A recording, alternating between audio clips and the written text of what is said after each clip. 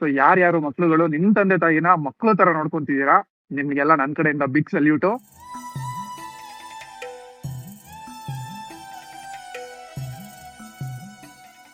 ನಾವೆಲ್ರು ಎಂತ ಮಕ್ಳನ್ನ ನಾರ್ಮಲ್ ಆಗಿ ನೋಡ್ತೀವಿ ಅಂದ್ರೆ, ತಂದೆ ತಾಯಿಯಿಂದ ಬದುಕ್ತಾ ಇರುವಂತ ಮಕ್ಳುಗಳನ್ನ ಜಾಸ್ತಿ ಜನ ನೋಡ್ತೀವಿ ನಾವು ಭೂಮಿ ಮೇಲೆ ಅಲ್ವಾ. Yes, yes, yes, you are right. But ಮಕ್ಳಿಂದ ತಂದೆ ತಾಯಿ ಬದುಕ್ತಾ ಇರೋರ್ನ ನೋಡೋದು ತುಂಬಾ ಕಮ್ಮಿ.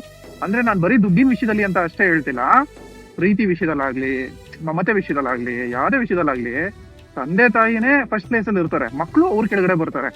ಬಟ್ ಕೆಲವ್ರು ಮಕ್ಳು ಇರ್ತಾರೆ ಗುರು, ಮಕ್ಳು ಕೂಡ ತಂದೆ ತಾಯಿನ ಮಗು ತರ ನೋಡ್ಕೊಳ್ಳೋರು ತುಂಬಾ ಜನ ಸಿಗ್ತಾರೆ ಪ್ರಪಂಚದಲ್ಲಿ.